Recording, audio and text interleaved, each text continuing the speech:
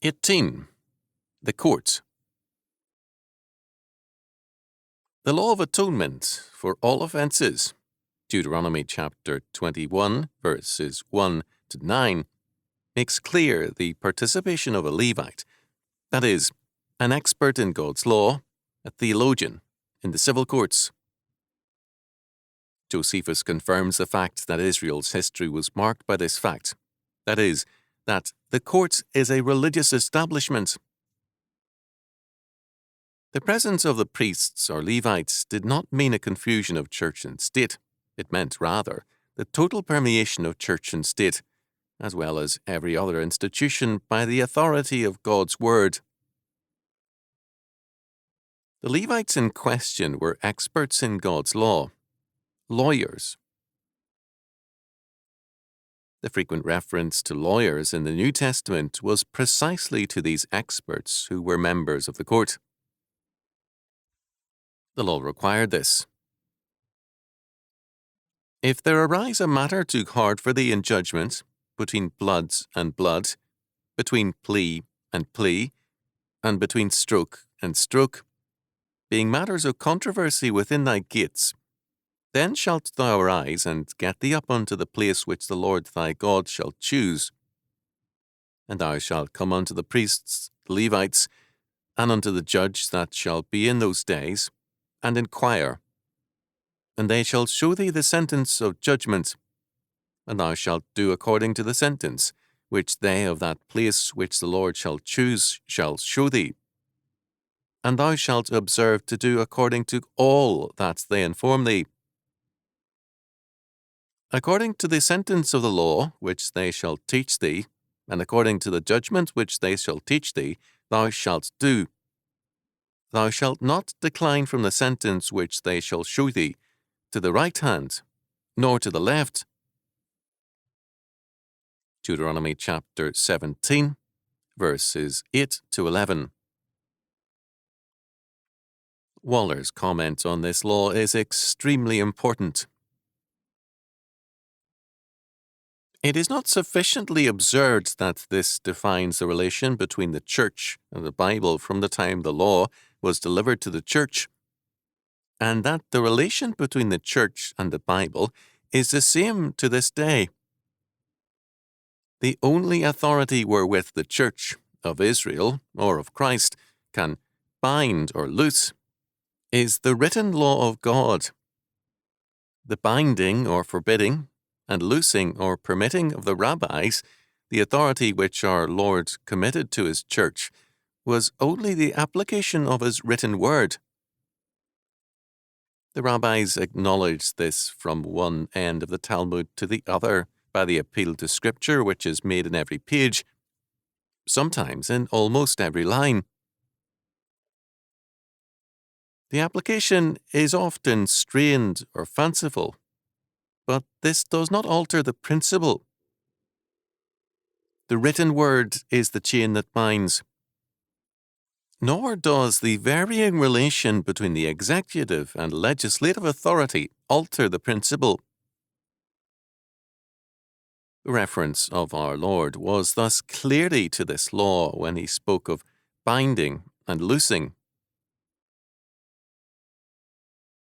And I say also unto thee, that thou art Peter, and upon this rock I will build my church, and the gates of hell shall not prevail against it.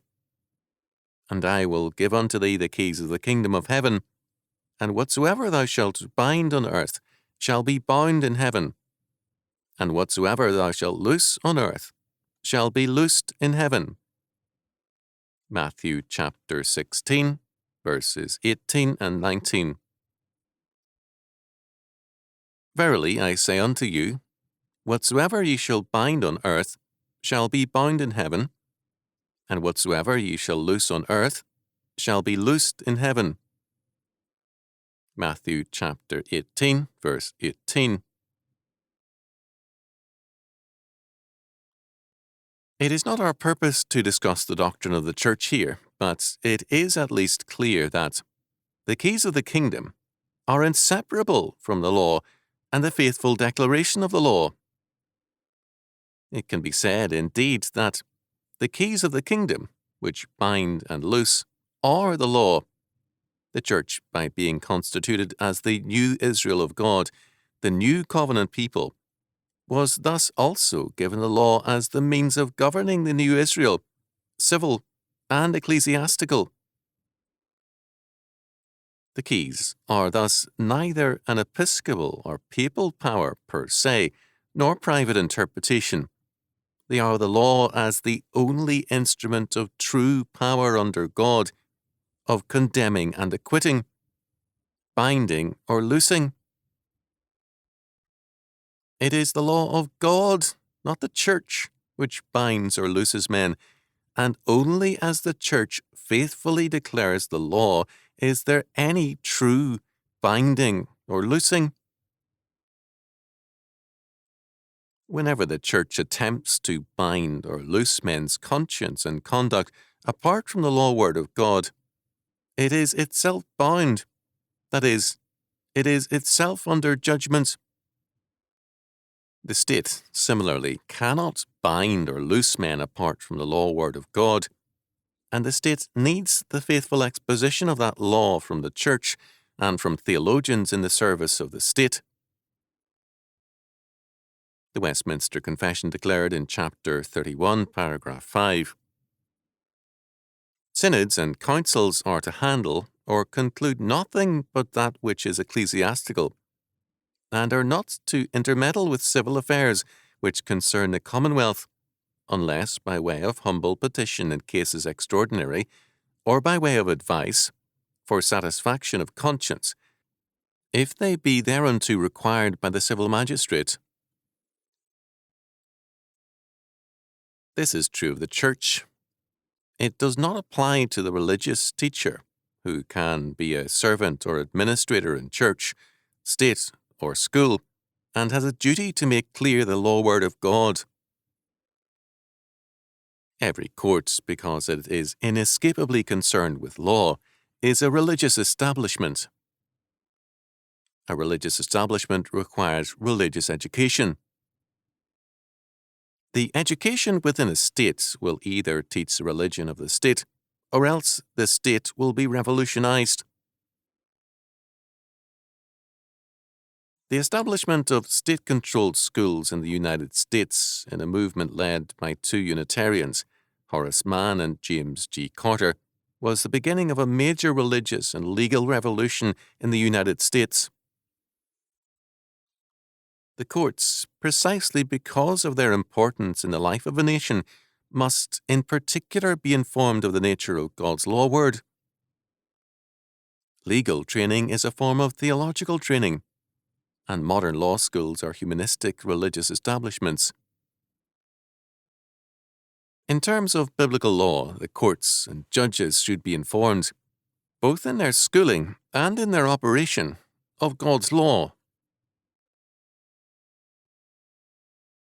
The expression in Deuteronomy chapter 17, verse 8, between blood and blood, means a decision between murder and manslaughter. Between plea and plea means between one type of plea for right as against another. Between stroke and stroke refers to varieties of bodily injury. Matters of controversy within thy gates means matters of controversy within the community. In these very practical questions of law and the application of the law, the ultimate authority which binds and looses is God's law word. This law must govern the court, and the court must, at the very least, be fully grounded in the law. Neither church nor state can bind or loose if it does not adhere to the law of God as the sole source of binding and loosing, of condemning and acquitting. In every culture, the true God of that system is the source of law, and if church or state, or any other agency function as the creator of law, that is, issuing laws without any transcendental basis, then they have made themselves into gods. Their right to command is then gone. For the people of God under their jurisdiction, the routes open are First, peaceful resistance, using the instruments of the law. Second, emigration to another church or another country. Third, obedience, but with the full awareness that they are obeying as unto God to preserve order, not unto man, recognizing that while the powers have no right to command apart from God's word, sometimes the duty to obey remains as a moral course and a pragmatic course. Fourth, disobedience as a moral duty under the leadership of authority. Such disobedience must be conscientious obedience to God rather than to man. The more a power departs from God's law, the more impotent it becomes in coping with real offences, and the more severe it becomes with trifling offences or with meaningless infractions of empty statutes which seek to govern without moral authority and without reason. Thus, in many major cities, especially in the eastern United States, widespread rioting and looting was tolerated in the 1960s and early 1970s, but at the same time, the police were under orders to pick up traffic violators for the most insignificant or trifling infractions. The fines were a rich source of money for nearly bankrupt cities. Witness also the implications of the following reports from Washington, D.C., scene of many flagrantly lawless demonstrations. A dozen footmen, mounted policemen, and officers on motor scooters charged the group and arrested 3. After running into a parked car and falling, Donohoe was pounced upon by 4 officers, one of whom blackjacked him as he was pinned to the ground by other park policemen. What does this April Washington Post story describe? Police overreacting to anti-war demonstrators? No. It describes federal park police arresting citizens of Washington, D.C. for violating a bizarre ordinance that prohibits kite flying. By the 19th, 15 persons had been arrested during April for flying kites. When the law, whether in church, state, school, or family, ceases to command men morally, it breaks down. And 2 possibilities then exist. A first consequence is anarchy. We should not be surprised at the anarchy in family life, the business world, or in the state, nor at the lack of discipline in churches. Men will not obey a law which lacks moral structure. Many children are rebellious against parental authority, but too many parents, as humanists, have no moral grounds for commanding obedience and have only transmitted moral anarchy to their children. The rebellion of youth in the second half of the 20th century has been logical. It has been based on the moral premises taught by home, church, state, and school. Christian homes which have sent their children into public schools have denied their faith and asked for moral anarchism. This moral anarchism saturates every area, including business and employment. Second, the alternative to moral anarchism is naked coercion, the use of terror. Karl Marx saw logically no valid philosophy save anarchism. Pragmatically, he recognized the need for solidarity, and hence he favored communism. Marxism has, however, communicated moral anarchism. As a result, the logical course for a working Marxist, as Lenin quickly realized, is the institution of terror. The Red Terror thus became a necessary and accepted substitute for moral force. Nowhere should moral authority be greater than in the Church. Because the Church is commissioned to teach the Word of God, when it teaches it faithfully, its authority is very great. Discipline is then written into the hearts and sinews of the people. More than a church court then demands it. The lives of the people create it. Where the discipline is lax or it is grudgingly obeyed only under pressure, the people are either unconverted or the church is either apostate or irrelevant, and irrelevancy is a form of apostasy.